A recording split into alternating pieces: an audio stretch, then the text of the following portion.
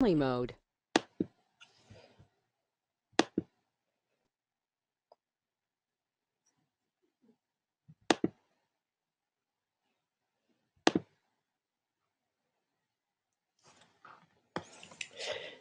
Good morning.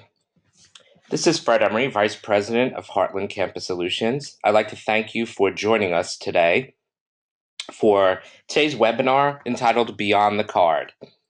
Just a couple of housekeeping items. This webinar is in listen-only mode. If you have any questions, by all means, you could ask them. You simply need to go to the GoToWebinar control panel that should be on the side of your screen, and you'll see an area labeled questions. Just feel free to type your questions in there, and I will be able to read them and answer them for you. I will allow time at the end of the presentation to answer your questions. However, if I'm able to, I'll try to incorporate them into the presentation as well, but we will have time at the end to answer all of your questions. This webinar is being recorded, and we will post it on our website for you to pass on to colleagues, to review again, or what have you. It usually takes our marketing team about a week to post the webinar, so just check back at onecard.com. That's the number one, CARD.com. You'll see an area listed webinars, and they'll all be listed there. All of our recent webinars will be able to be viewed right there. So let's start with the webinar for today, Beyond the Card. What we'll do today is learn a little bit more about Heartland Mobile and other methods, why you'd want to add mobile to your campus card program,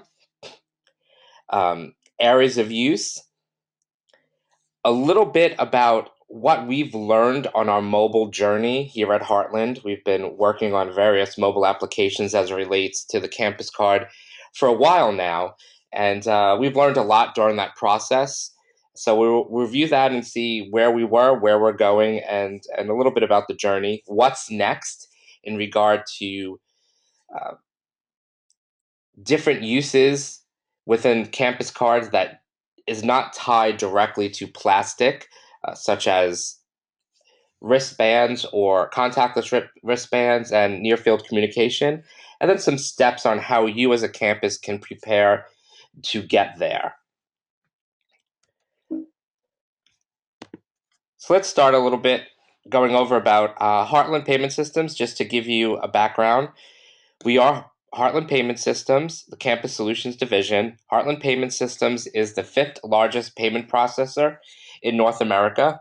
What that means is Heartland works with colleges, universities, retail locations, restaurants to process credit and debit card at those locations. So our core business is card transactions.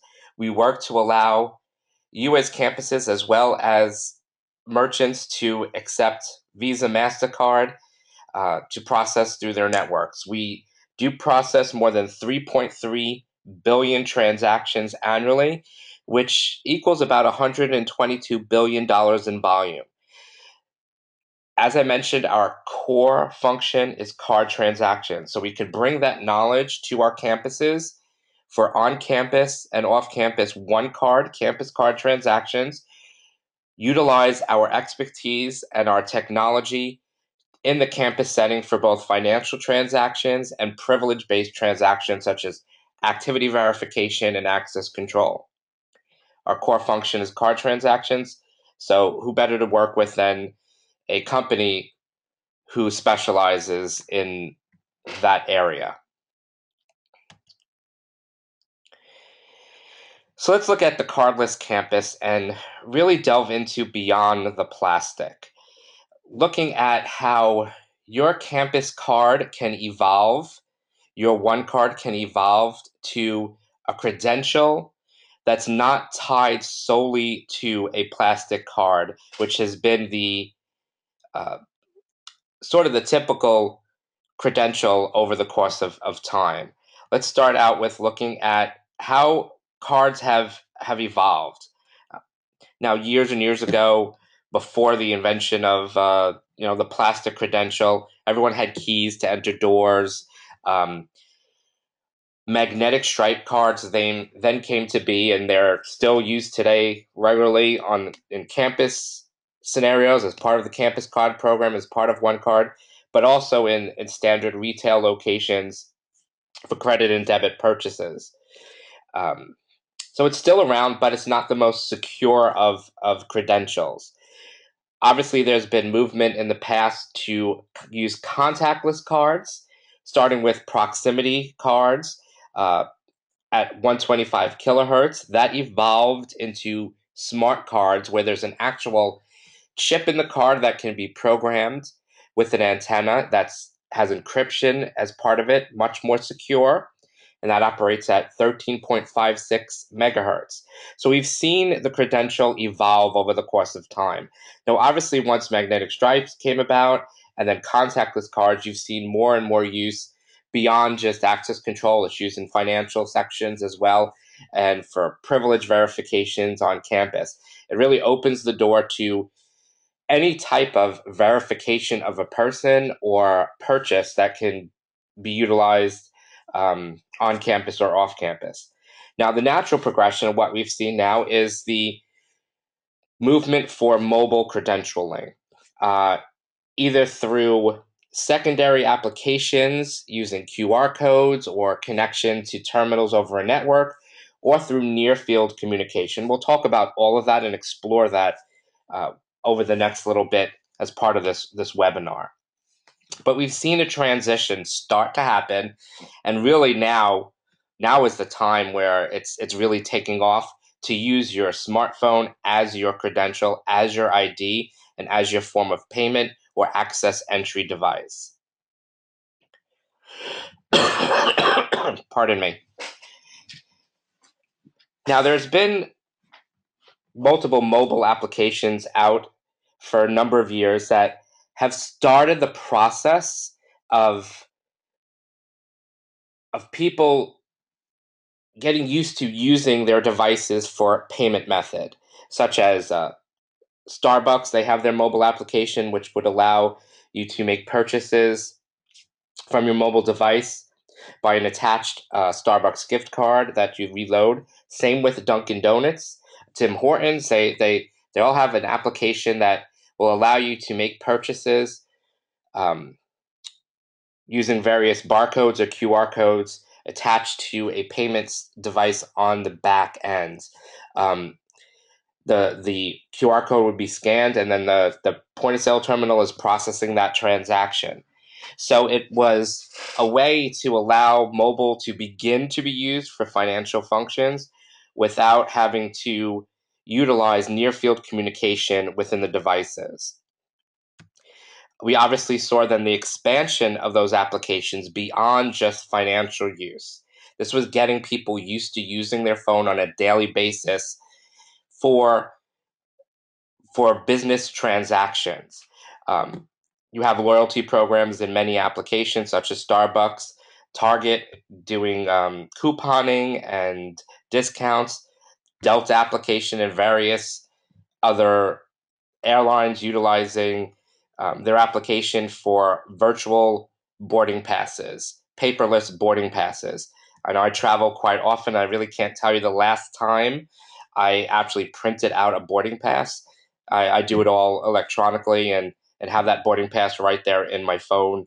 It's convenient, it saves on paper, and it gets me on quite easily. That is an access control, basically an access control or verification application that we're looking at when you use mobile applications for boarding passes in the airline industry. Now, the number of mobile transactions that have been used in the financial setting has grown over the course of time. What we're seeing now is worldwide mobile payments account for about 17.5% of payment transactions. Now, this data is from before the release of Apple Pay, so I'm sure in the next bit, and we'll talk about that in a little while.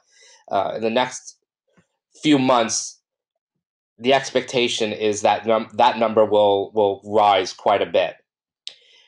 Example of Starbucks, the percentage of Starbucks transactions that are done from their mobile app as a payment method, as opposed to cash or card, is 15%. That accounts for 6 million transactions per week are done with their mobile application.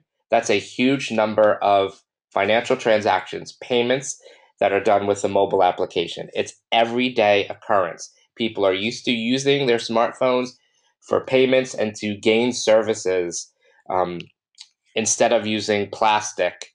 It's become the norm and an everyday occurrence. We've seen that 87% of the US adult population has a mobile phone, but what's really, really interesting is that 40% of students, the age range of 18 to 29, have used their smartphone to make a mobile payment in the past 12 months. Students today live their lives through their mobile phones, through their smartphones, and are the ones that are leading the charge, so to speak, to utilize those devices for payment functions as well as privilege verifications. They want to have it all on their phone. There's no need to have additional devices or methods of payment or paper in their pocket to gain services. The desire is to utilize that device in their hands as their primary method of payment and to gain services. They could be tweeting or updating their status on Facebook and simply present the device with an application to get what they need, to realize the services that they are after. By the time the class of 2016 graduates, 90% of college students in the US will own a smartphone. So obviously the number of people with smartphones has been on the rise and it's continuing to rise. So it's a couple years ago, people were worried about when I was speaking to administrators, well, not every student has a smartphone. And that's still the case. Not every student will, but the vast majority do have a smartphone or will have a smartphone in the next little while.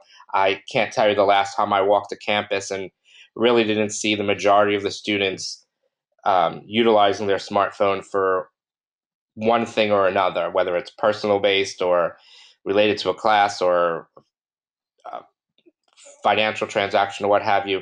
They're utilizing their phones regularly. So the natural progression would be for campuses to look at the smartphone as a way to deliver services and to enhance the experience of students. So, really, isn't it time to rethink the campus card? Look at the card and think, what can we do beyond the card?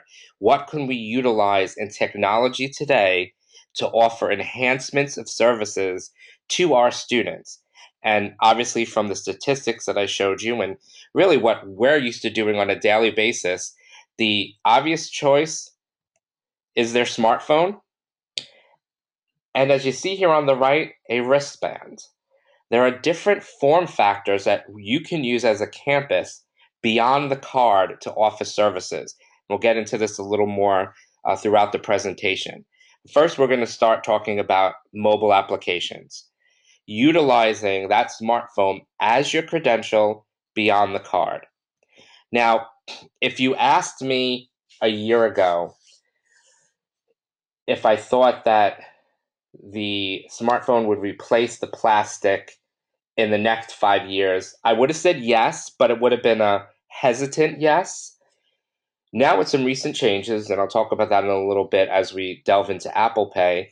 Now, with some recent changes, I'm expecting, my personal viewpoint is that within the next 5 years, we'll be seeing 80% of transactions being done out in retail locations and on campus from the smartphone, from mobile applications. And plastic will be used as a secondary or backup type of identification.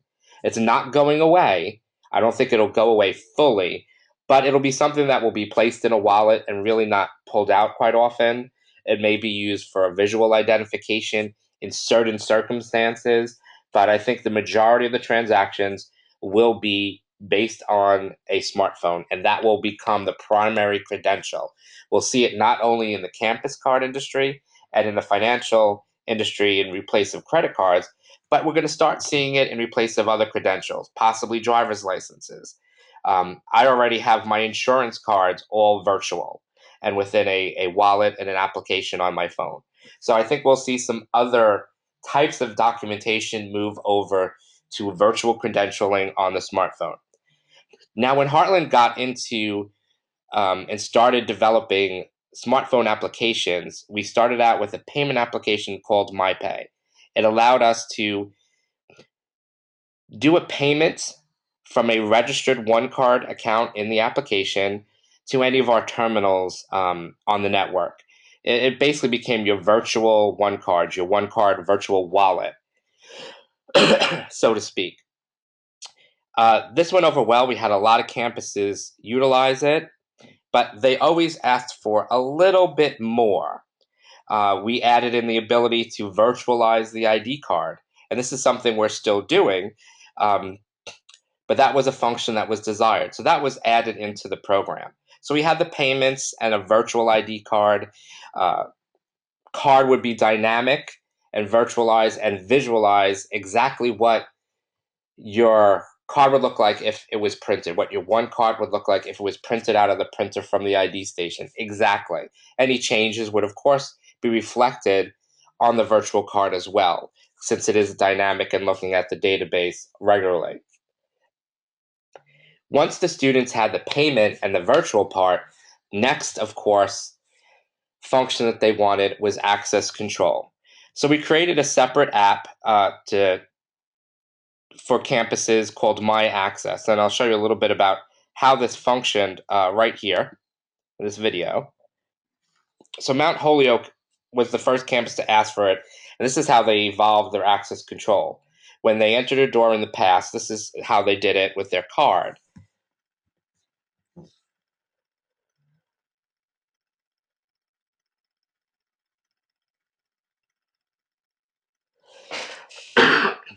This is what many campuses are doing now, card-based access control. Here we're using magnetic stripe instead of contactless. Sometimes you have to swipe more than once. The door eventually opens, but you had to fumble for your card, pull it out of your wallet.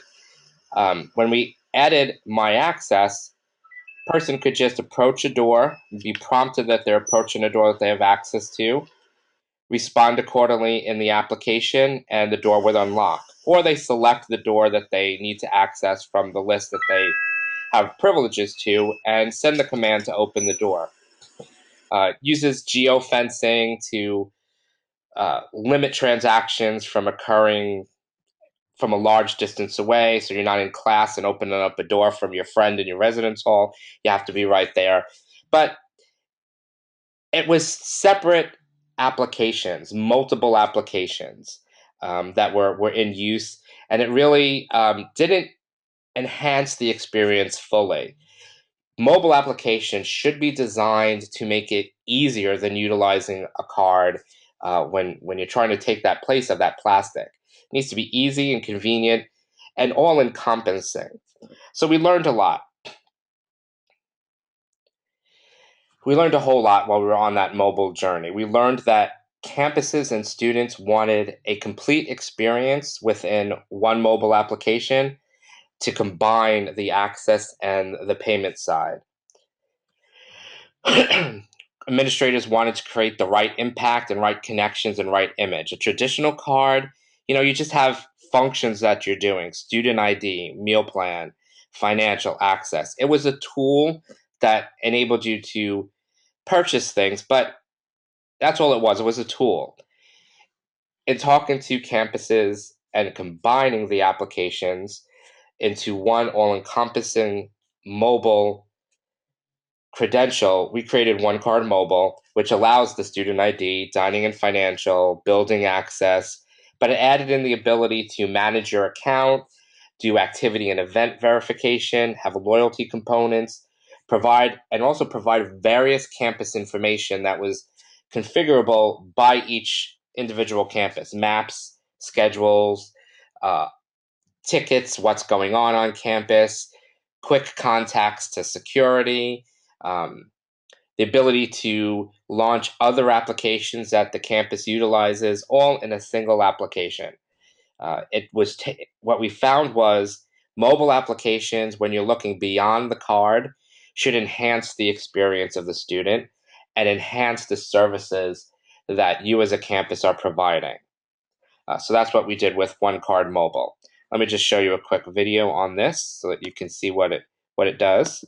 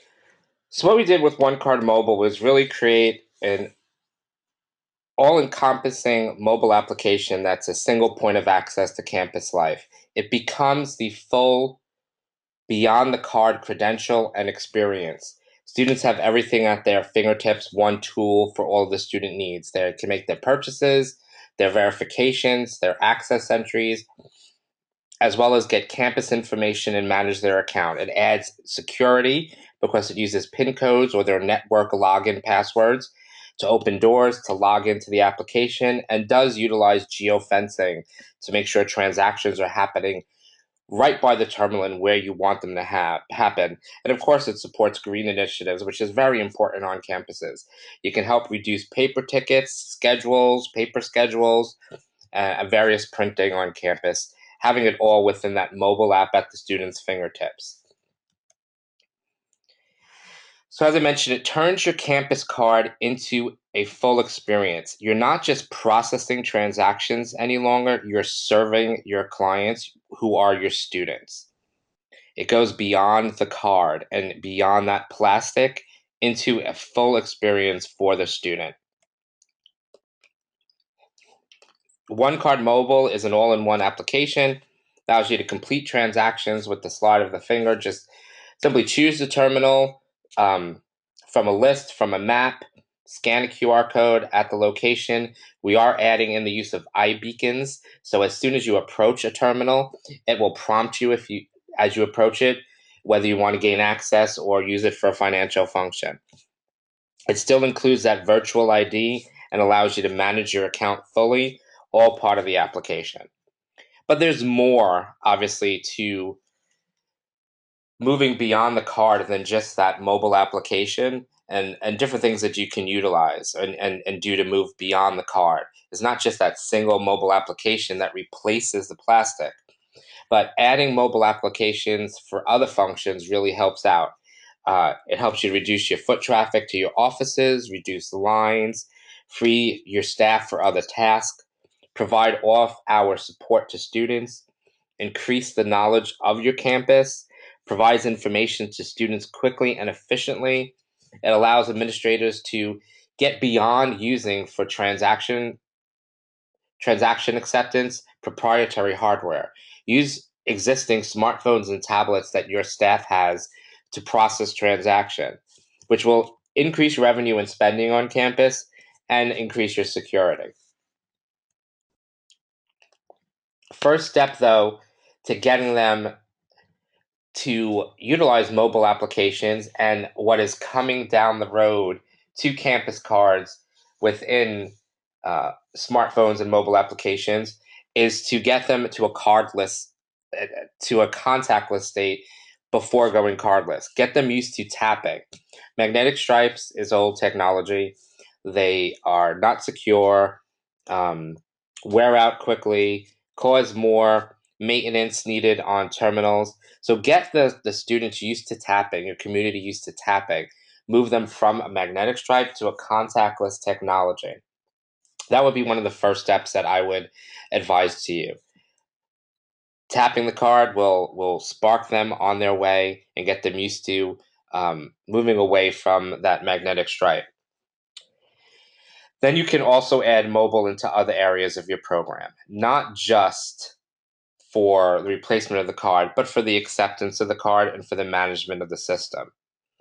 For example, having a mobile application for administrators to manage the solution, looking up student account information, deactivating a card, adding funds, viewing financial history, making deposits. We have campuses that are using our One Card mobile administrative application solely to take their photo IDs. They've done away with the old-fashioned badging stations. They still have the ability to print cards, obviously, but instead of having students come into the office to get their photo taking at an ID station, they go out where the students are and they'll take their photos with their smartphone app, also utilize photo submission by students, and then print the cards later on and the students could pick them up. So if the student, let's say, is in the cafeteria, they'll have an area and say, okay, new students, come on over here. They'll come over, they'll take their photo, or they'll go around to tables, say who needs their photo taken. They'll take the photo and send it right to print from the mobile application. Tell the student, all right, just visit the card office anytime in the next, after the next 10 minutes, and your card will be waiting there for you. As you're going to your next class, just stop by and pick it up. So that's adding service to your students, not having to have them wait in lines, going to where they are, all through the use of a mobile application. Having an application such as our M Authenticate, which allows acceptance of the card for activity privilege verification, financial debit transactions, meal plan transactions, not using proprietary hardware, but using existing iPads, Android tablets to accept the card is a great way to expand the use of mobile and get your students into the mentality or into the thought process that their program is beyond just plastic. It's a service oriented solution for them. When you're moving then to the cardless campus, moving beyond the card, I would recommend that you review the areas where your card is accepted and look at where else you can expand your services. So, because it does become a whole lot easier when you're using mobile applications to expand those services because it's cost efficient and you can use existing hardware that's out there within your staff. It really allows you to expand the use for acceptance of your card program. And of course, you need to market to the students, educate them regarding your program and how you're transitioning over to contactless cards as well as mobile applications so they know what to do and how it all will function on campus. getting them into that thought process again of utilizing their phone in place of their ID. I think now it's going to be much easier for students due to some recent changes in the industry with near field communication. And that's the next area that we're going to get into, near field communication. And you may be wondering what near field communication is. Now, at the beginning, I showed you that chart with the evolution of the card. And the last card that was listed there before the phone was the 1356 megahertz contactless card. Basically, that is near field communication. Those are NFC capable cards or NFC cards. Your smartphones now, many Android based devices, and now the iPhone 6 and iPhone 6 Plus have NFC built in. So, what normally would be encoded on a card is encoded within the application, and it allows transactions and to process. And instead of a card being read, the phone is being read by a terminal device. You simply tap your phone at the device and it activates an application and allows you to process a transaction. NFC in smartphones is not new. It's been around for a while. A lot of Android devices have had it. Google has done some pilots um, with Google Wallet of NFC. It wasn't as successful, I think, as they hoped for due to the process that they put in place. In reviewing it, personally, that's my opinion that the process sort of lent itself to not be as popular or easy to use as it could have been. It also required the telephone companies, the carriers, to be involved in the process, which caused a little bit of some speed bumps and some obstacles to overcome. Now, generally, when you're looking at a transaction that is processing, the cardholder uses it at a terminal at a merchant. It then processes over a network through a system, an acquirer or a payment processor, as you will, to the issuer of the card, and then authorizes that transaction. It's similar to a one card transaction. You're taking the card, you're running it through a terminal, it's communicating, from that vending machine or that laundry machine to your one card system and getting a pass or a fail transaction. Near field communication, though, at the onset, and what Google was doing and some of the other providers really made it more difficult. There were a lot more pieces to the puzzle. You had card personalization stations, um, the carriers involved, the ability to encode to a secure element on the chip and who owned that and who had rights to that and who had the encryption. So it really did make the process a lot more difficult. So it didn't take off as I think Google hoped for. The other thing that prevented NFC from taking off was Apple. Apple was a disruptor and a detractor up until recently. Being that Apple didn't incorporate NFC in their phones as early as Android did and Windows had and BlackBerry, sort of slowed down the progress of NFC because there are so many Apple devices out there on the market. And Apple generally has a lot of control over their product set. Um, it's a lot more controlled environment, and there's the way the devices are developed and what have you. It's consistent across the board, whereas you have different sizes of handset and different manufacturers of Droid-based phones. There's not as much consistency amongst them. But now that Apple has gotten into NFC and really progressed, I think, uh, society to want to utilize NFC. And now with their launch, I think you'll see it start to take off a whole lot more. The expectation is that Apple Pay will really be a game changer. Now, I can tell you this: I have an iPhone 6. I am an Apple junkie. Anyone who knows me knows that I really love the Apple products. So I had to get myself an iPhone 6 when it first came out. I immediately, once they released the newer version, I immediately loaded in some of my cards into Apple Pay wallet and utilized my iPhone for transactions. One of the first transactions that I did was at a McDonald's. I was with my kids. My daughter was hungry. We were driving by a McDonald's. She said she wanted chicken nuggets. So went on in and utilized my iPhone to make the purchase with Apple Pay. I actually was the first person who utilized Apple Pay at that location. The cashier wasn't exactly sure what I was doing, but she did know that it went through. She didn't have to do anything differently on her part, and was sort of amazed that it went through. But it was as easy can be. I just placed my phone right there at the card reader, touched the biometric reader on the phone, the Touch ID, and the transaction went through.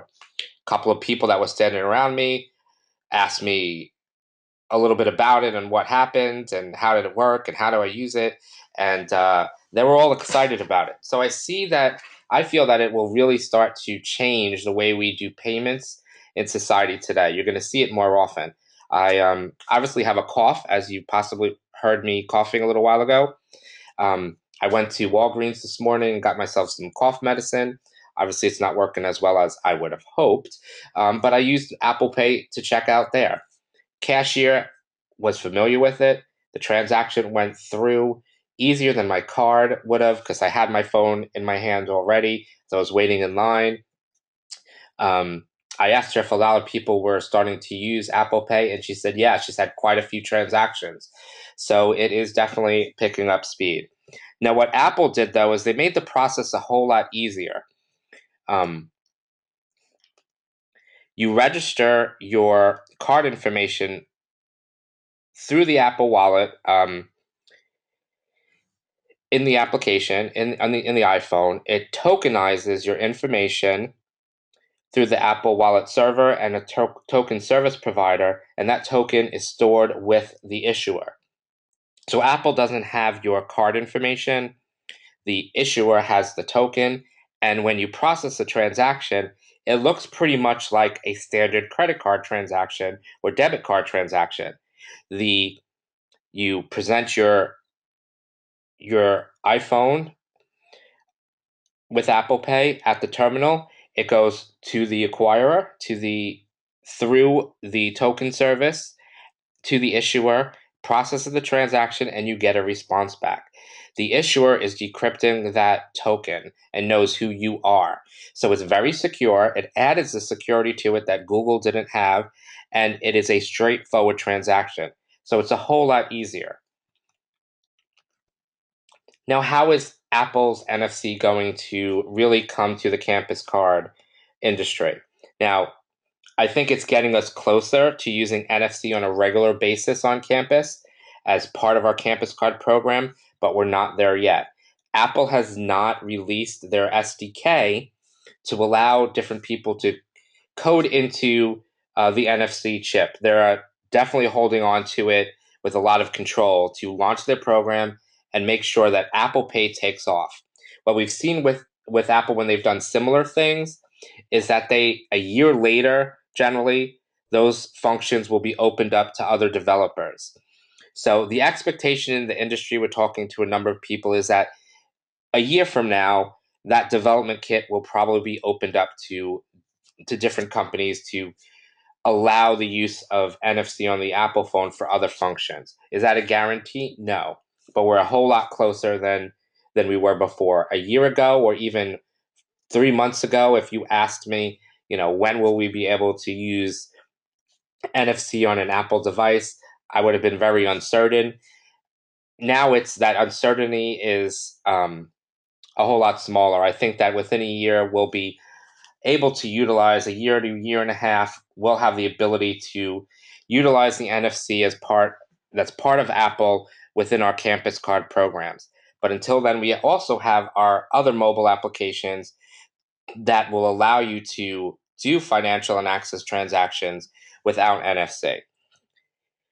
That being said, there are a lot of um, functions that are out there now that take advantage of NFC on your campus, and the vision of an NFC enabled campus is there.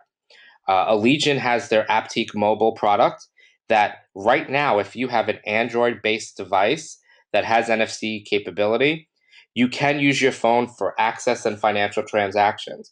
On an iPhone, you can utilize a special case for those transactions as well. So, as a campus, you can launch NFC now utilizing Droid based devices or a specialized case. Let's take a look at a video to see really how NFC will function on a campus and what that vision is there.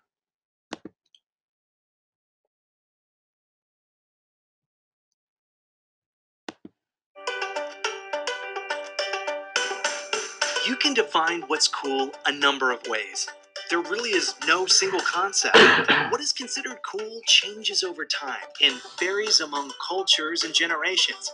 Cool has been used to describe a general state of well-being, harmony, and balance. You can have a cool car, cool friends, even a cool phone. But what if you could use that phone to access new possibilities? Introducing Aptique Mobile, a new, cool way of delivering mobile credentials to a student's phone.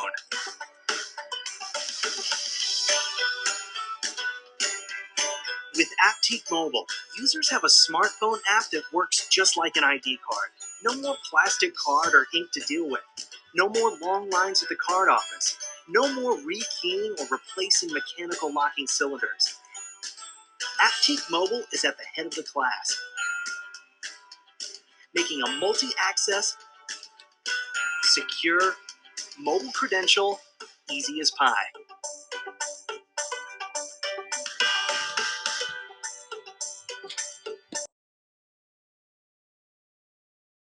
When used in conjunction with a campus ID card system, students can put away that hard currency with the swipe of a phone. Now that is cool. Why not take a device that someone always has on them and turn it into a cool, powerful tool? Designed with both administrators and users in mind, Aptique Mobile is a game changer that provides the security and convenience students need when accessing doors or using it for forms of payment, such as meal plans, vending, and laundry. Are you ready for a world where a smartphone can provide all the access you need? Aptique Mobile moves you in a direction once never thought possible. When used in conjunction with a campus ID card system, a mobile credential on a phone is a secure, convenient, and just plain cool way to change how you access everyday needs. No more waiting on technology to catch up to your demands. It's here. Cool can be defined a number of ways. We define it as secure, convenient, powerful, and ready. This is Aptique Mobile. Are you ready?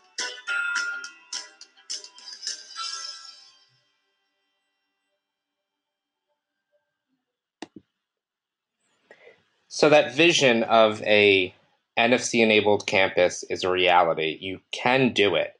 I think it'll grow as we're able to gain access to Apple's software development kit and access to the near field communication built into Apple.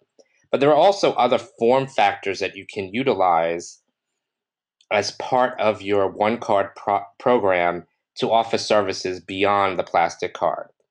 Now, I'll start off by asking a question. Who provides the biggest campus card program in the world? Now, some of you may be thinking of some huge campuses out there. I know there are a lot of large Canadian campuses with 100,000 students. Some of the campuses in the Florida state system are ginormous and have a lot of students. Texas schools, UT, and Michigan, Illinois, all have a lot of students and a lot of card holders, but they don't come close to the biggest campus card program in the world, and that program is right at Walt Disney World. Um, Walt Disney is a campus when you look at it. If you go to their parks and resorts, it is an integrated campus. They have developed a solution there that utilizes initially an RFID card to gain access for payments and for access to rooms. You open up your resort room, you make purchases at any of their dining locations on a meal plan or on a room charge. You can purchase items in any of their retail locations, and you use it for access to different attractions and rides at Walt Disney World. So it is a true full-blown campus card program using contactless technology. Now they started with a card, but then moved to a wristband because it was, not convenient always to pull a card out of your pocket and have it handy. But having a bracelet, a wristband, makes it quite convenient. As you enter an attraction or enter a park or want to make a purchase, you just tap your wrist right on a reader that's been developed and is deployed at those locations. It allows them to get statistics, see um, flow of guests, and really provide an enhanced service, make it a lot easier.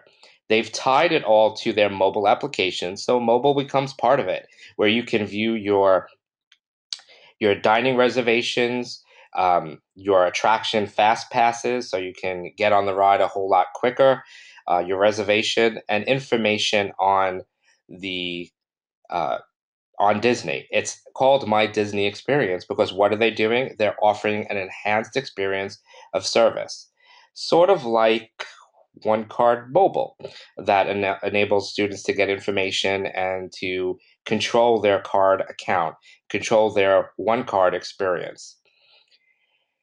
Now, when I live in Florida, so I'm at Disney all the time, and I'm not only an Apple enthusiast, but I'm a Disney fanatic. So I've experienced what you're about to see in this video, the Magic Band experience. This is really what is happening in society when you use these other devices. You get so used to the smartphone use or a wristband use that you forget when you're not there that you can't do it. So it's becoming a reality all over the place. So let's just take a look at this video.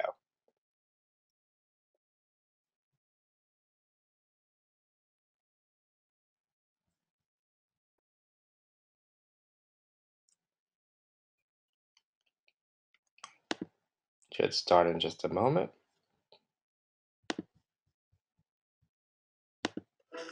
Hi. I'll take a large coffee and leave room, please. That's $3.26. $3.26. Okay. All right. I'm sorry. Oh. There you go.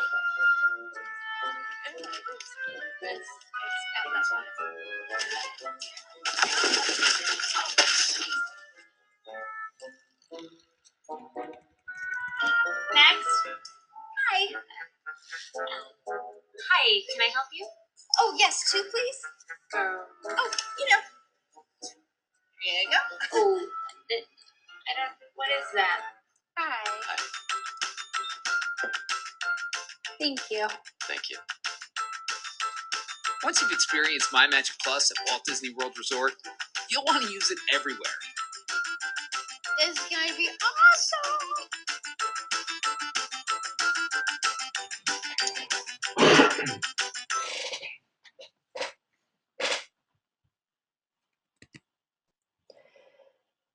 So really what they're doing is creating an enhanced experience by the use of those wristbands, those magic bands. And I could tell you from going there and using them regularly, when you do come home, you want to continue to make purchases and gain entry to things with a wristband. It just is so convenient. So it's that enhanced experience. But it's not limited just to Disney. There are wristbands available now that you can offer to your students so that they can access services and make purchases, gain entry to residence halls or various classrooms, wherever you decide to, through a wristband. The one you see here on your screen is an example from Mohawk College up in Canada. They are launching the Mohawk U Band, to their campus. They're doing it as an enhancement, and students can purchase them and have a choice of colors. I believe it's black, gray, white, and pink that they're offering now that students can purchase, and they'll be able to use it for financial functions, for their recreation center, um, dining, payments, for printing, vending, laundry, and all that right from the wristband. So that form factor is an enhancement of their services, that wristband. Now, these wristbands are provided by one of our partners, Identicard, Identicam up in Canada. They're part of the Brady Group and are a great solution or enhancement to your program that your students can utilize instead of a card or in addition to a card for their purchases and functions. It really does what we intend to do when you look beyond the card, which is turn your campus card into an experience beyond just processing a transaction, but offering enhanced services and enhancement of their daily campus life. Really taking your one card program to the next level of a service provider and a service enhancer, something that is a true experience. So that does conclude the presentation for today, and I thank you for attending. I am looking at the questions area of the GoToWebinar control panel. I'm not seeing any listed as of yet. So please feel free to type in any questions that you may have, and I'd be happy to answer them. If you do have any questions after the webinar, feel free to email me. You should see my email address on your screen. Our website is available there as well, and so is the phone number. Just feel free to give us a call or shoot me an email. I'd be happy to answer any questions that you may have. I'm not seeing any questions pop up in the question panel. Oh, there's one. Thank you very much. Is the OneCard mobile app a separate module that needs to be purchased? Yes, the OneCard mobile app is a separate module as part of the OneCard system. It communicates fully within the OneCard system, but it is a separate module and is a system enhancement. So just contact your regional sales director and they can quote you out a price on that. In my opinion, it's very reasonable in terms of its price and would allow your students then to manage their one card as well as gain all those services and get campus information from that single point of access to campus life, OneCard Mobile.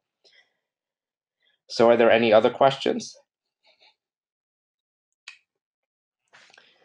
Feel free to type them in. I do appreciate everyone joining us. Our next scheduled presentation or webinar is on November 11th at 11 a.m. So it's 11/11 at 11, and that will be on PADSS, Payment Application Data Security Standards, or PCI compliance. So it will be a great webinar with a lot of good information for you as a campus on PCI, as well as how it relates to your one card system, your campus card system. So feel free to join us for that one. Just simply register for it. You can go to our website and you'll see the link there for registering for our webinar on the right-hand side. And with that, I thank you for joining us today, and I hope you have a great afternoon. And I look forward to seeing you on future webinars. Thank you so much and have a great day.